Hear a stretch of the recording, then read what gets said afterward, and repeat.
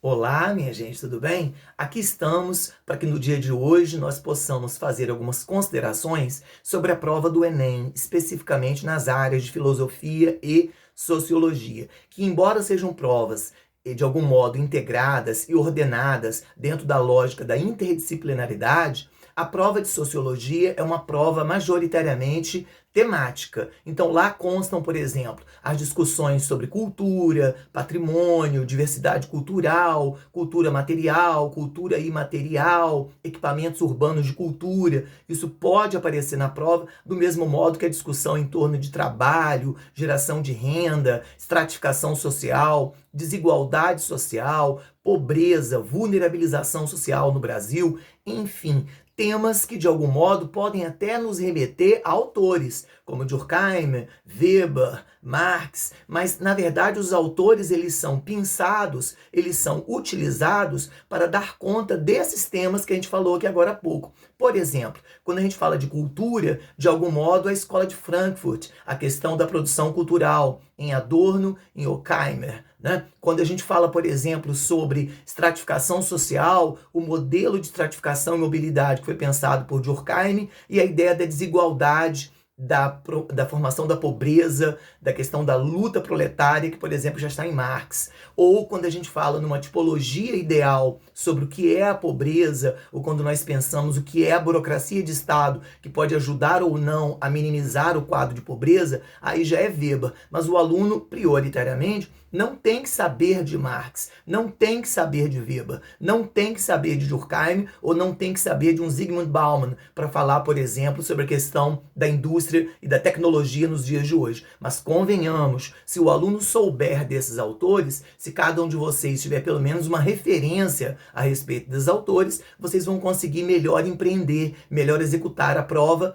que, insisto, não é uma prova sobre autores, é uma prova temática. Mas se você manuseia os autores, se você tem acesso aos autores, se você leu alguma coisa em algum momento sobre os autores, essa construção temática da prova fica mais branda, fica mais calma, fica mais possível de ser executada, não é mesmo? Do mesmo modo, a prova de filosofia já tem caracteres bem mais peculiares. De algum modo, a prova de filosofia, recorrentemente, ela faz menção, ela se reporta o tempo inteiro à presença de autores. Estou falando de quê? Sócrates, Platão, Aristóteles. Então a questão do conhecimento, a questão da ética, a questão da condição humana são até temas que aparecem na prova. Mas diferente da sociologia, que bate muito na questão do tema, aqui o tema está a serviço do autor e não o autor a serviço do tema. Então pode aparecer uma discussão, repito, sobre condição humana, sobre ética, o que é política, se o homem é ou não um animal social, a condição política do próprio animal humano. Então, de algum modo, isso pode aparecer, mas aparece como tema sobre Platão, sobre Sócrates e sobre Aristóteles.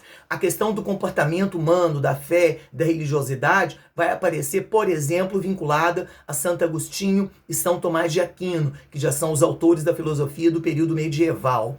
Quando nós falamos sobre a modernidade, a construção do Estado, as tipologias de Estado, o que é o Estado, os deveres efetivos do Estado, a questão da manutenção da ordem, da segurança, da paz, a questão da vida como atributos de guarda que um Estado deve ter, de algum modo aparece em Maquiavel, aparece em Hobbes, aparece em Locke. O conceito de democracia. O conceito de democracia é um conceito muito amplo que desde o século XVIII vem sendo muito elaborado. Mas o autor que mais recorrentemente aparece é Rousseau. Então veja que eu estou o tempo inteiro aqui elencando autores, não é isso? Sócrates, Platão, Aristóteles, Santo Agostinho, São Tomás de Aquino, Maquiavel, Hobbes, Locke, Rousseau. Quando a gente entra pelo século XIX, aí tem toda a discussão sobre os primórdios do existencialismo, os primórdios do que é a própria condição humana, pensada já nas sociedades industriais, já pensando nas sociedades tecnologicamente avançadas. Então, afinal de contas, o que é o cristianismo? A religiosidade vem para, na verdade, salvar os homens ou, de algum modo, a religiosidade ajuda os homens a acatar o ordenamento social sem o questionamento? Isso já aparece, por exemplo, em Nietzsche, no século XIX. Do mesmo modo,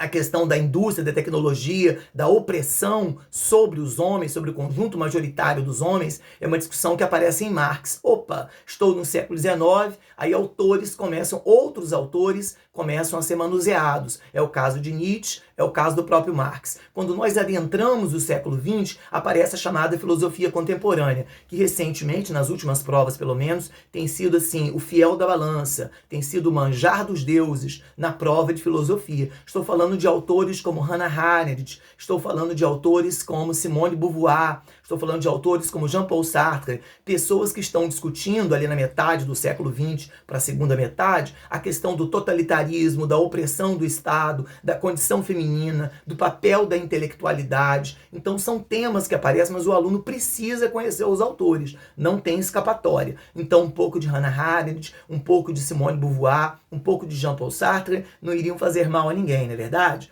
Por outro lado, mais avante, existem autores que também têm sido bastante prestigiados recentemente. São os autores praticamente desse século, os autores do século XXI. E nesse sentido eu apontaria para dois grandes autores como autores que a gente tem que estar muito atentos.